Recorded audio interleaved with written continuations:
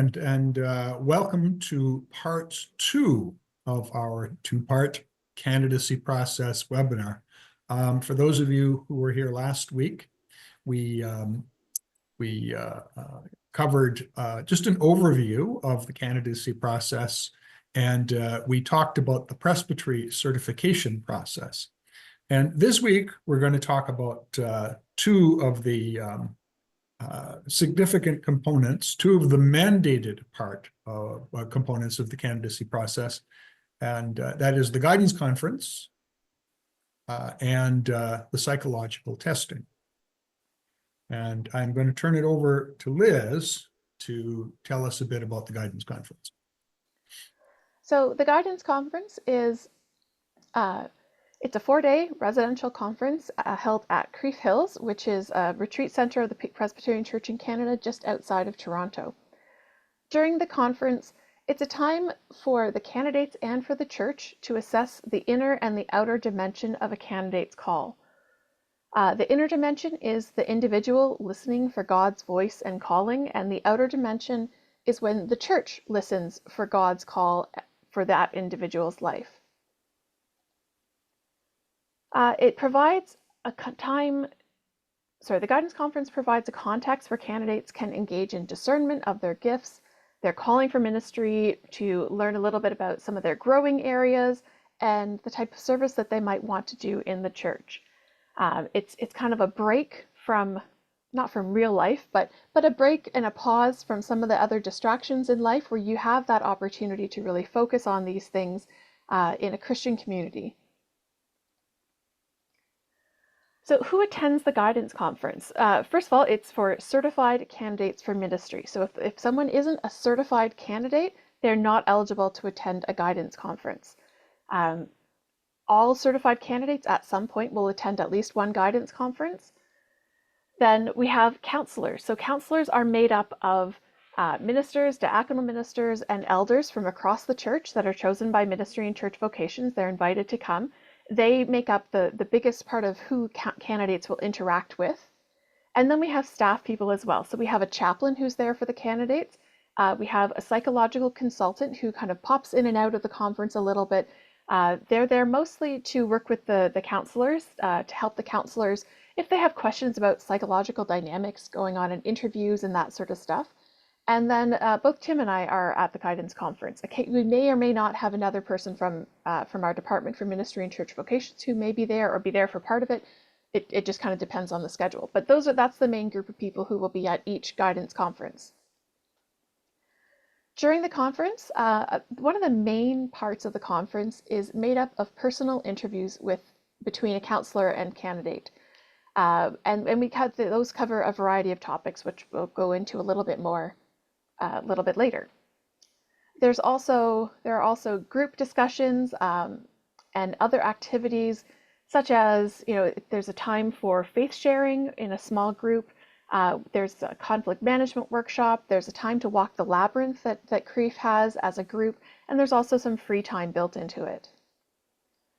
On the last day of the conference, the counselors compile all of the information that they've gathered throughout the week, and then they write a report. The report has a recommendation regarding recertification for each candidate. If the candidate releases that report, it's sent to the candidate's presbytery and to their PCC theological college. The arrangement for guidance conference, generally speaking, candidates attend guidance conference once they've completed kind of their first full-time year of studies. So if someone's going part-time, it's about once they've finished, between 8 to 10 courses. This means that the candidate has been given time to have some theological education and to hopefully develop that vocabulary that you need for theological reflection, so that they're more able to communicate and share their thoughts and answer some of the questions in the interviews and that sort of stuff. But it's early enough in the process that the person is able to, there's still time in their theological education to work on maybe some areas that were identified at the conference, some growing areas, that sort of stuff. It's really beneficial if a candidate can attend a guidance conference before they do their supervised theological field placement. Again, that's a time when, if you've identified some areas to work on, that's a perfect time to address some of those issues, or not even issues, just time to develop. Candidates should also check with their college or their faculty advisor, and just to see whether guidance conference and also psychological testing, whether either of those are prerequisites for courses that they'd like to take. I know in the past they have been at some of the colleges, but I'm not sure if that's changed. So that would be an important thing. If you're thinking of deferring your attendance to a little bit later, check to see if it's a prerequisite. Each year I reach out to presbyteries in about January or so, and I ask for an updated list of all of the certified candidates for ministry under the presbytery's care. Once we have that list, then I contact the candidates who haven't attended guidance conference yet, just to check in to see where they are in their education, that sort of stuff, and see if it's appropriate for them to attend guidance conference that year or to wait for another year. There's no cost to attend guidance conference. Ministry and Church Vocations, my department, we cover travel to and from the conference, whether it's flights, trains, driving, mileage, that sort of stuff. Accommodation, certainly at CREEF, we cover all of the costs at CREEF, but also if the person has to travel the day before the conference or day after just because of where they're coming from, we cover the food and accommodation on those travel days as well. So, I think, is this Tim's part? Am I doing this part? You're doing interviews and I'm doing this part. Okay, sorry. Thanks. So interviews make up a big part of the conference.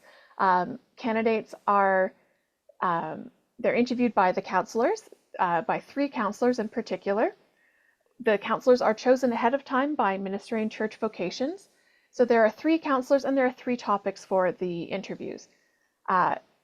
The interviews range from kind of 40 to 45 minutes, and then there's one interview that's maybe about an hour or so. The topics, the first one is Education, Journey of Faith, and Call, and that's 1 counselor interviewing 1 candidate. The next one is Work, Other Activities, and Families. That will be a different counselor interviewing the same candidate. And then the last one, this is the one that's a little bit longer. It takes place on the Wednesday of the conference, and it's Concept of Ministry, Self as Minister, and Growth. And that is 2 counselors. So one of the counselors you've already met, and another one is a new counselor. And over to Tim. All right. Candidates often ask, and they wonder what kind of questions will be asked of me in these interviews. And the kinds of questions that you can expect to be asked are similar to the questions that are asked during certification interviews. And you can find those in Appendix J in the back of the Book of Forms. So, for example, questions like, tell me something about your faith journey, where your faith began, how it is developed, and how it's nurtured. Or, what have you learned from your previous work experience that will be beneficial to you in your ministry? Or, what do you consider to be the most important task of the minister? Questions like these that are intended to get the candidate to reflect on their understanding of ministry and their gifts for ministry. Now, one of the questions we also get asked about is the General Assembly made some big decisions a couple of years ago with respect to what we still refer to as the remits.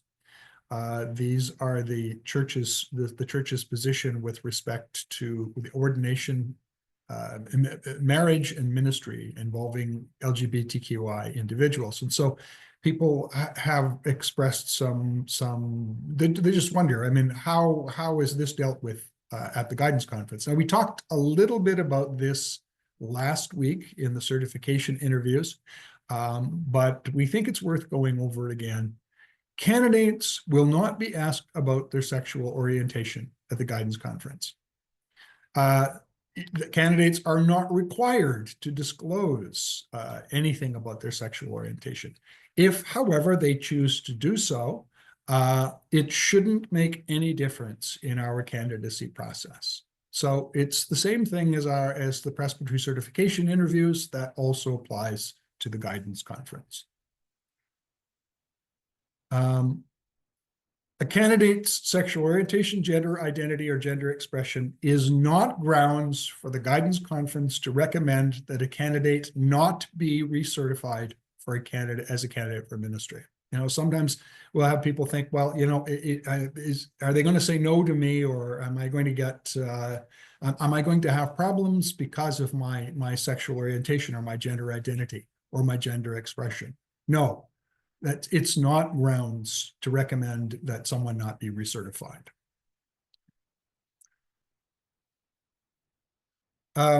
Candidates will not be asked which definition of marriage they hold. Candidates can, however, expect to be asked if they understand and accept the church's position. And the church's position is that there are two parallel definitions of marriage, and that people are free to hold and act upon the definition of marriage appropriate to their theological convictions. And the follow-up question would be, can you live well with the church's decisions on human sexuality? And how would you work with or engage with others who may hold a different definition of marriage?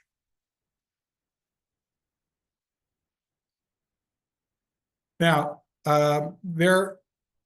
part of the guidance conference process is, and on the final day, the three counselors who interview each candidate will write a report on that candidate.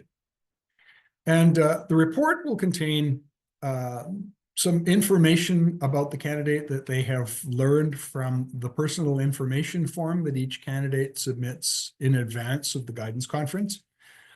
It will contain some of the counselor's own observations and assessments of the candidate throughout the course of the guidance conference week. And it will contain a recommendation that will go to their certifying presbytery about recertification. And even though there are three counselors, the three counselors that interview each candidate that work on and write the report and sign the report, all of the counselors present at the guidance conference have to agree on the final recommendation. So it's a consensus decision from all of the counselors. So what are the kinds of recommendations that a candidate that can go into one of these reports? There are 4 types. And the first is simply yes, that so-and-so candidate's name be recertified as a suitable candidate for ministry in the Presbyterian Church in Canada. So the counselors have evaluated and assessed the candidate, and they say, yes, we have no concerns, we have no issues, and we would recommend to the presbytery that the individual be recertified. There is also the possibility that the recommendation will be a yes, but with conditions attached to it. For example, the counselors may say, we see in this individual that they have gifts for ministry, but there are some things that they need to work on. And so they will attach conditions to the recertification recommendation. They may recommend, for example, that the individual takes a CPE unit, or they do some sort of a field placement. Perhaps they'll recommend that they work with a mentor who can help them, who can be a model for ministry and who can help them gain more experience and reflect a little bit more on what it means to be a minister of word and sacraments. Perhaps they need to learn more about just the Presbyterian Church in Canada itself and how it works and how it functions. And one of the conditions may be that they return to do another guidance conference. These are the conditions that are attached here are generally the kinds of things that can be satisfied within a year, and they won't interfere with the candidate's course of studies. Another type of recommendation that could appear in a report is a recommendation that the candidate not be recertified at this time. And again, the counselors may have, in their evaluation, in their assessment of the candidate, said, yes, we see gifts for ministry, but there are some significant things that the candidate needs to work on before they can be recertified.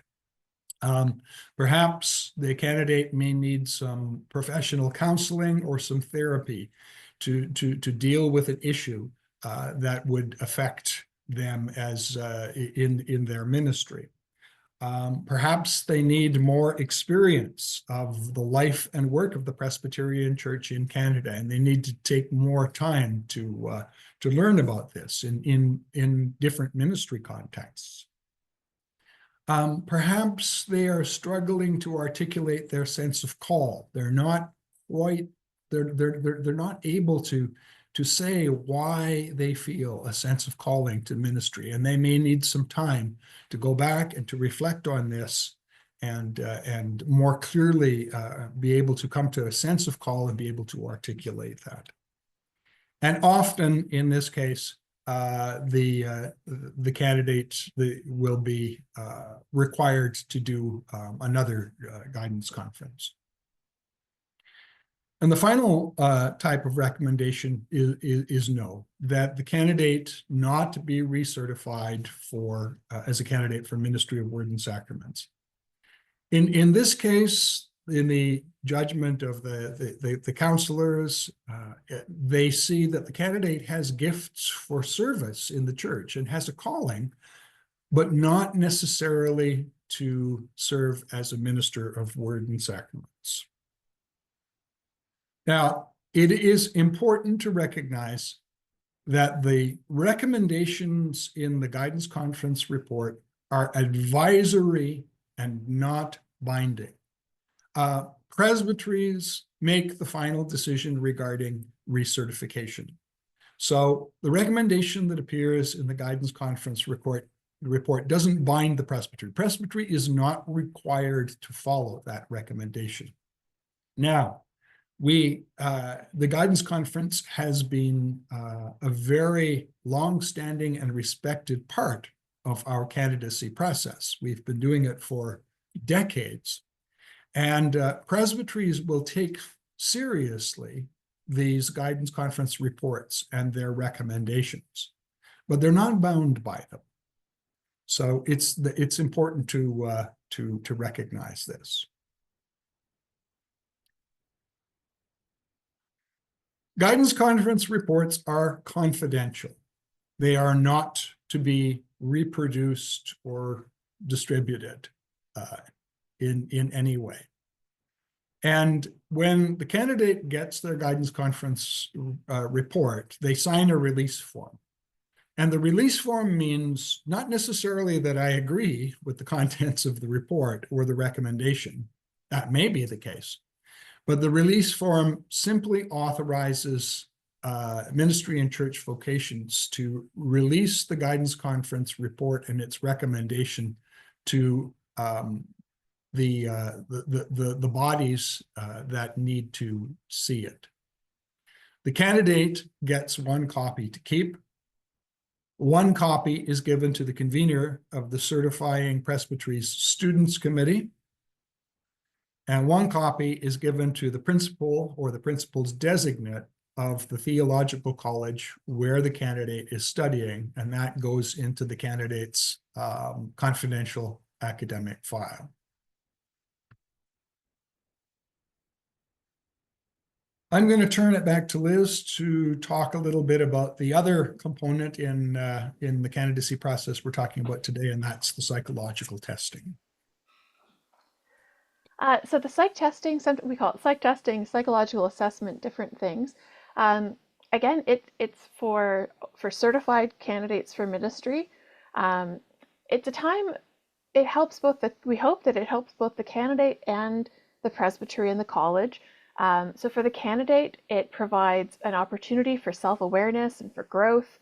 For the church, through the presbytery and the college, It provides an assessment of the candidate's mental and psychological health.